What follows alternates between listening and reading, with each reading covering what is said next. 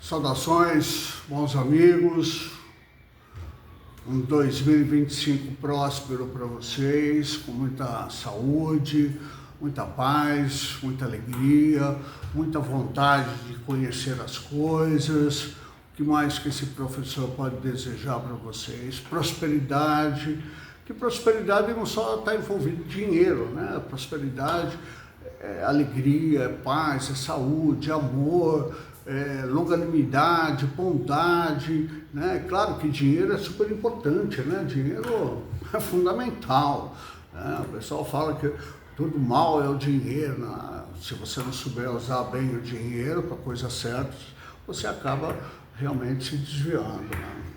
Muito bem, amigão, se você não lembra, está chegando agora, eu me chamo Professor Dori, né? E estou nesse canal Professor Dori Polímata, né? Essa é a aula da segunda temporada. Na primeira temporada eu fiz 56 aulas, né? Com o título Professor Dori Polímata, né? E eu tive revisando tudo que eu fiz, né? Achei muito legal. Eu comentei sobre vários assuntos, que é uma das características do polímata, né? Abranger vários conhecimentos com profundidade, né? E eu expliquei, né, na primeira temporada o que as características de um polímata. Trabalhei também sobre a questão dos objetivos da geografia, né? O que se estuda em geografia. Também abordei algumas questões bíblicas, né? Principalmente sobre a mulher virtuosa, recitei cordéis bíblicos, coloquei piadinhas, charadinhas, né? Que mais? Dei algumas notícias, li algumas notícias, comentei, né? Recitei poemas do Pet, né? Eu tenho um livro muito bonito sobre poesias de animais, né? E aí eu também falei sobre pais idiotas, como se tornar um pai idiota, né? Eu acho que também está lá, tá? Então, eu acho que eu estou satisfeito com o que eu fiz naquela época, né? Que lá eu fiz 56 aulas em, sei lá, 2, 3 dias, né? Peguei assim a fundo, 4 de manhã, 4 da tarde. E agora nós estamos em 2025, e aí agora eu já tenho novos motivos, novos estudos, novas propostas e vai-se por aí, né? Muito bem. Obrigado do fundo do coração, que se você observar tudo isso, segurar mais uns 30 minutinhos, mais uns 28 minutos, minhas aulas não passarão de 30 minutos, né? Só que agora mudou, eu não vou fazer mais aulas, aquele compartimentadas, poesias. Eu vou fazer para vocês, eu vou dissertar falando, vou debater, vou analisar tudo o que eu venho estudando e pesquisando nesses últimos 23 anos, ou 24 já, né, sobre o tema inteligências múltiplas de Howard Gardner, né? Eu não falei muito na primeira temporada sobre isso, né, mas eu me dediquei e me dedico, né? Eu tenho aí, desde 2002, quando eu tive acesso a uma pós-graduação, lato sensu, sobre didática, e no mesmo ano, concomitantemente, eu fiz educação ambiental, e já pensando no que eu ia fazer de mestrado, olha que interessante, o que eu ia fazer de mestrado como professor de geografia, lembrando, em 2002 fui eleito o melhor professor de geografia do Brasil por aquele concurso muito importante, né, do professor nota 10, educador nota 10, como queiram, né? E eu fui agraciado, né? Desde 2002 eu tenho esse título, eu não parei mais de estudar, né? Eu fiz um voto para mim, uma determinação, uma meta, que se eu continuasse mais 20 anos nessa pegada, eu sei lá o que poderia acontecer comigo, em questões de conhecimento, de sabedoria, de informação, né? Na área geográfica, né? Mas aí eu tive a grata surpresa, num lato sensu de educação, de didática. Didática seria a arte de saber ensinar, né? Eu já estava há um tempo na rede, mas eu falei, não, eu tenho que me aprofundar nisso, porque hoje o que se fala muito, a gente vê aí em reportagens, livros, é que o professor, como que se funciona um concurso para professor, né? Principalmente na Prefeitura de São Paulo, Estado de São Paulo. 70% das perguntas são relativas ao conhecimento dele. A outra parte é conhecimento pedagógico, a outra sobre legislação. Mas em nenhum momento o professor é indagado no concurso como se dar uma aula, como preparar uma aula. Isso é uma carência que existe há muitos anos. Então, às vezes, o professor chega na sala de aula, ele se assusta, fala, pô, eu sei como eu tenho conhecimento, mas dependendo da entrada dele numa sala de aula, a postura corporal, já evidencia muita coisa. Então, o primeiro parágrafo que ele usar numa sala de aula, seja para pedir silêncio, tudo, o pessoal já percebe, Então, eu vejo aí, realmente, não só eu que vejo, mas várias reportagens dizem que nós estamos carentes de professores que sabem dar boas aulas. Tem conhecimento do conteúdo, ele estudou, tem um pouquinho de prática da legislação, da pedagogia, mas as faculdades, o ensino, principalmente a distância, que é isso que agora, o Ministério da Educação e Cultura, no ano passado, o ministro Camilo falou que vai rever, principalmente os cursos de pedagogia para a formação de professores, que não tem cabimento ser totalmente EAD, ensino à distância. O cara precisa participar, o cara precisa ter experiência, saca, da lousa, como dividir uma lousa, como olhar tudo, Então, é isso aí, Mas eu fui muito bem feliz nesse projeto de didática, Gostei muito. Mas aí, falando, Então, já me apresentei, professor e polímata, vocês vão ver aí, em 2024, eu já dei essa autenticidade para mim, Porque é uma questão de ser autêntico, cara. Ninguém fala que você é um polímata, você que deduz, saca? Você é que pela sua experiência, tal, você chega e fala, porra, o que eu sei, o que eu faço, tal, polímata. E vocês vão ver, ela vai pegar aquelas 56 aulas, se tiver paciência, e daqui para frente, agora estamos iniciando 2025, eu fiz lá 56 aulas. Esse ano eu tenho uma previsão de fazer umas 400 aulas, no mínimo.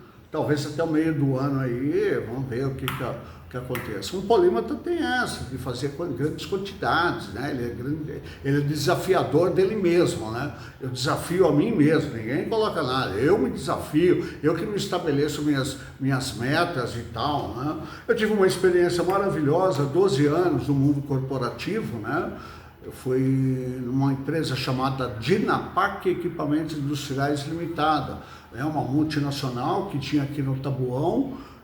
Eu estou no Taboão da Serra aqui, eu moro no Taboão da Serra, uma cooperativa Vida Nova, feita pelo senhor Aprígio Bezerra da Silva, uma visão espacial, falando de inteligências múltiplas, uma visão espacial fantástica. Ou seja, o que é espacial? Daquele terreno, isso aqui era um Aras, e o senhor Aprígio teve a visão de levantar, sei lá quantos prédios tem aqui, juntando tudo aí, são 12 prédios, são 2 condomínios, 3 condomínios, mas vai por aí.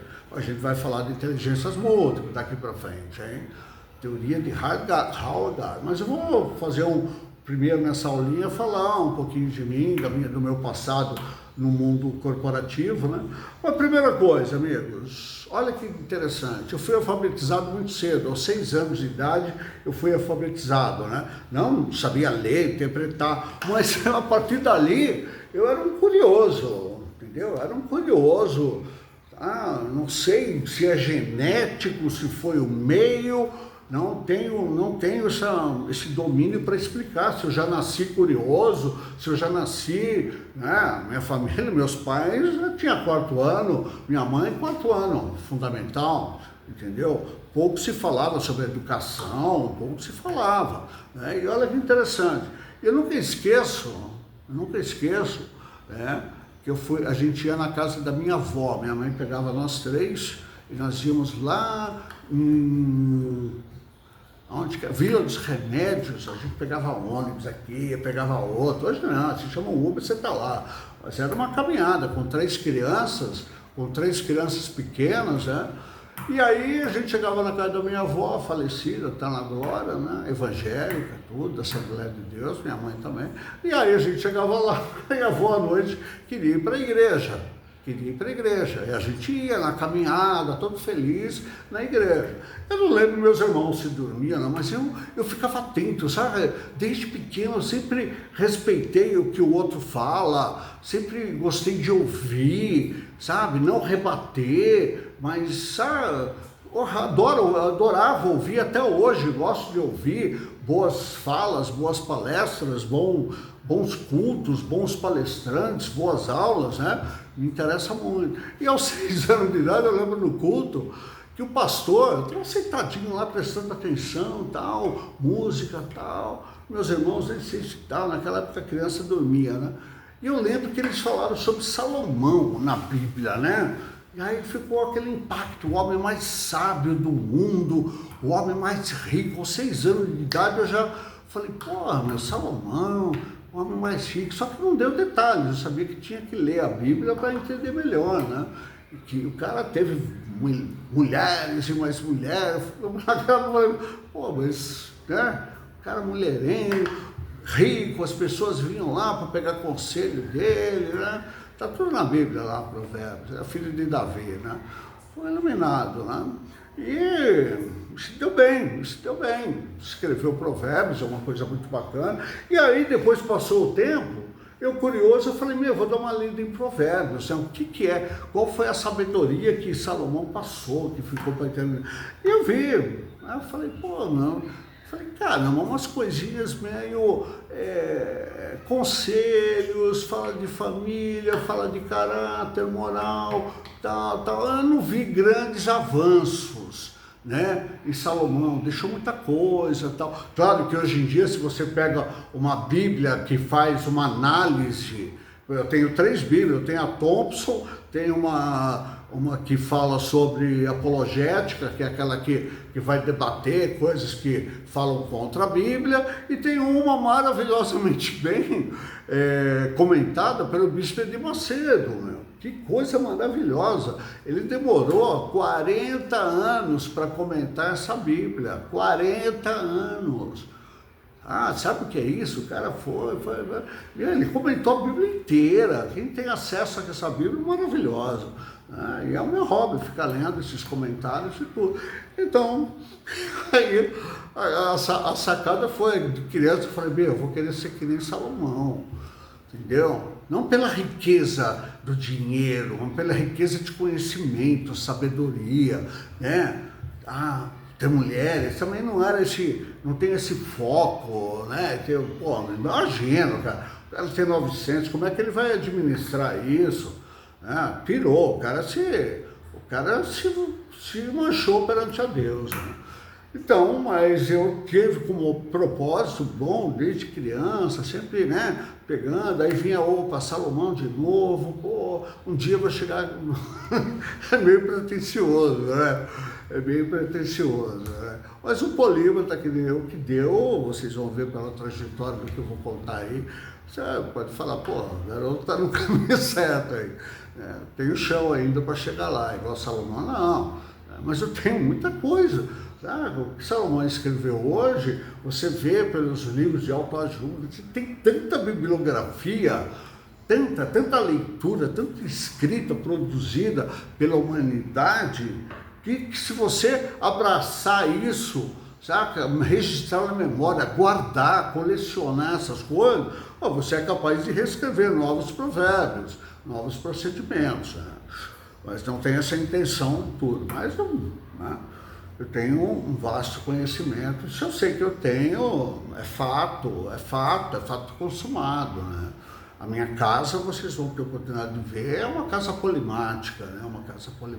Tenho mais de 2.000 imagens. E sempre relembrando, vocês terão várias aulas, são aulas, né? Serão aulas assim, muito bem feitas. Vou focar nas inteligências múltiplas da teoria de Howard Gardner. Não vou fazer que nem... Eu já vi vídeos aí, alguém na internet, em 20 minutos, saca? Fala das inteligências múltiplas, não viveu, né? Enfim, mas eu estava falando sobre do meu mestrado, né? Então eu estava fazendo a didática, aí eu já sabia o que ia fazer no mestrado. Olha que coisa, né? O lato sensu você pode abranger legal. Eu fiz um belíssimo trabalho sobre o zoológico municipal aqui de Taboão da Serra. Você tinha liberdade para escrever, fazer o que quer. E aí já lá na pós-graduação, o professor falou na disciplina de pesquisa, metodologia, já falando, ó, que vai fazer mestrado, o tema tem que ser mais fechado. Eu falei, geografia, tema fechado. Eu sou da geografia geral, né? Eu sei que eu estudei muito, aprecio os diversos ramos da geografia, mas eu não... falei, fiquei na dúvida, falei, cara, o que eu vou dissertar? E aí eu falei, uma coisa que interessante, a maioria das escolas, antes de me efetivar, eu passei por algumas escolas, e todos os mapas de geografia e história, eles ficam dentro de um tambor, né? Aí varia, tambor de cortiça, tambor, aí fica tudo lá. E de vez em quando, aí o professor leva e tal. Eu cheguei aqui no Nigro, onde me efetivei no estado, foi onde que o trabalho que eu pesquisei, fiz um trabalho bacana para aquele prêmio profissional nota 10, me dediquei muito à escola Aparecida Negro-Gava, né? Era uma professora, né? Aparecida Negro-Gava, foi uma professora e vai por aí.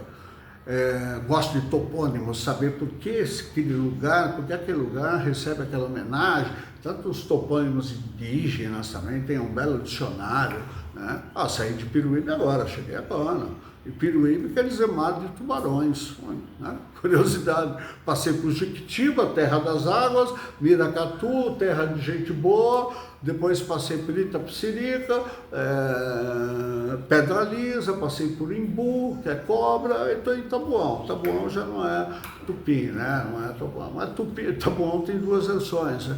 Por causa da grande quantidade que tinha. Eu cresci, vivi, eu moro há 62 anos aqui no Taboão, né? E você tinha aquela planta chamada taboa nos brejos, né? Acabou o brejo, acabou aquele habitat do anfíbio, né? O anfíbio, o sapo, ele é um indicador, que nem hoje, né? No ESG, né? De meio ambiente, o sapo, a rã, diz muito, porque tem a água, tem a terra, ele está na água, vai para a terra, e onde que eu morava ali no ginásio de esportes era Taboa, então por esse nome, Taboão. E outra versão que eu acho muito interessante é que por Taboão ser um lugar que tinha muito brejo, as pessoas jogavam grandes tábuas para as pessoas passarem, e aí aquela grande tábua chamava de Taboão. Fica você aí, quem mora em Taboão, fazer a sua conclusão. Mas o que eu ia fazer no mestrado? Eu estou falando isso há 23 anos atrás, entendeu? Eu falei, já que é o seguinte, aí eu pegava todos os mapas, eu colocava tudo assim no pátio, né? O Negro-Gava, a escola Negro-Gava é uma questão espacial, quem arquitetou aquilo lá, foi muito legal, o cara foi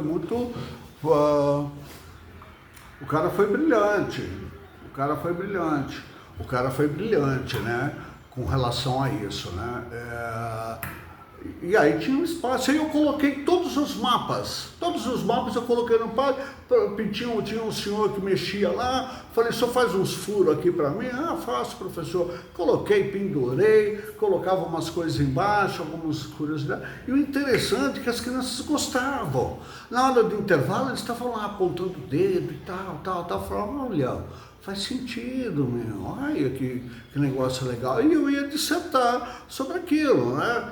Eu nem sei se teria bibliografia para isso, mas era um trabalho inédito, né?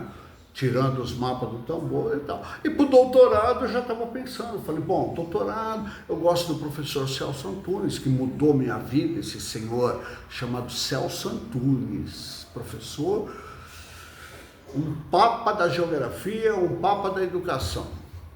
Celso Antunes, Igor Moreira e Vicentino, eu ia fazer um trabalho, debater esses 3 autores, não sei como é que é um doutorado, tive esses colegas aí, muitos colegas, né, doutorado, mestrado, eu falei, quantas páginas? Eu já pergunto quantas páginas, foi 120 de mestrado, 120 só. Aí o outro professor demorou 4 anos para fazer um doutorado. Quantas páginas? Deu 180, foi um sufoco para fazer. Eu falei, pô, mas vamos lá. E o que são? São especialistas, né? São especialistas. Eu sou um especialista em educação ambiental, tenho esse título, tenho esse diploma. Sou especialista na arte de saber ensinar. E um mestrado também é um especialista. Um doutorado já é um hiper especialista. Um PhD seria um perito acima de todos esses, né? E tem um estudo acadêmico muito interessante que assim que eu descobri polimatia, o termo polimatia, há 1 ano e meio atrás, eu pesquisei tudo, né? Que tinha no meio acadêmico sobre polimatia, né? Eu encontrei 4 estudos, mas eu já falei aí na temporada passada as características. A principal, ter profundidade nos vários conhecimentos, profundidade, não é superficial, não. Eu vou dar um exemplo, eu sou um apaixonado e jogo tênis muito bem, pela verdade. Estava em Piruíba agora, jogando no paredão, fiquei 3 dias curtindo o paredão. Né? Jogar paredão é muito legal. Então se eu perguntar, e o Guga? Você fala, foi um tenista. Agora, um polímetro vai chegar e vai dar a ficha toda do Guga, entendeu? E vai por aí, né?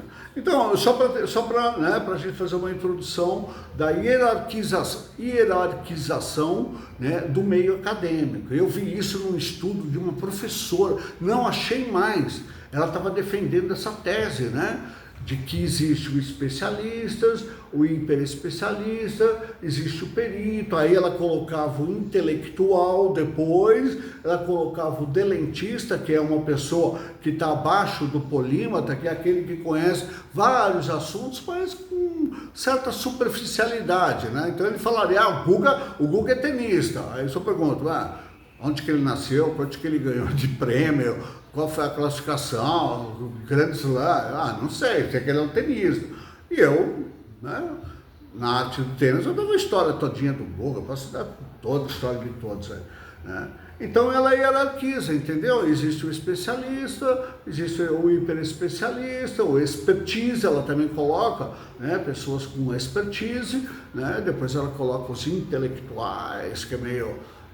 aquela coisa, né? Cheio de livros, tal. Eu vejo muito na televisão aí, intelectuais dando comentários, né? Especialistas dando comentários sobre alguma coisa, né? Seja na questão musical, questão política, econômica, vários assuntos. Daí eles gostam de mostrar no fundo a biblioteca, né? Aí eu vejo aqueles livrinhos, tudo comportamental. E a minha formação, claro que eu gosto de livros, tem vários livros aqui que eu posso citar, mas eu gosto de livros sabe, o polímata se torna, porque se eu ler, por exemplo, vamos ver, por que as democracias acabam, né, tá valendo aí. Eu falei, eu vou ler, mas eu vou ficar um especialista nisso. Agora, uma revista super interessante, uma revista de mundo estranho, umas revistas que existem por aí, elas te dão uma variedade de assuntos, um jornal, nem vou introduzir ainda o meu jornal Estado de São Paulo e a Folha, a gama, a variedade de assuntos que eles dão. E um livro, ele praticamente fica na mesma linha, tal, né, o cara. Né? Mas não estou menosprezando a questão de especialista, não. Um polímata bebeu na fonte de cada especialista, entendeu? Se o mundo é o que é hoje, a gente deve agradecer aos caras que fizeram lato sensu, os caras que fizeram mestrado, doutorado, PhD, sabe? Que se dedicaram para a ciência, né? Mesmo estudando aquele mosquitinho, saca? Aquela larva da dengue, o cara passa a vida toda estudando a larva da dengue. Aí eu te pergunto, aí ele vai chegar, ele vai ter o título, né? Título, cognitivo, mas será que é um cara super inteligente? É isso que a gente vai querer trabalhar nas próximas aulas. Quer dizer, um cara que tem um estudo desse, ele pode ser considerado um super inteligente, né? Por ele ter desenvolvido uma tese de um mosquito, né? Então, eu não sei para quanto tempo ele consegue segurar uma plateia, um estudo desse, falando do mosquito, com todo respeito. Mas vamos lá, Xande, tá acabando aí, ó. Tá acabando, já tenho 25, tenho 5 minutinhos e vamos ver.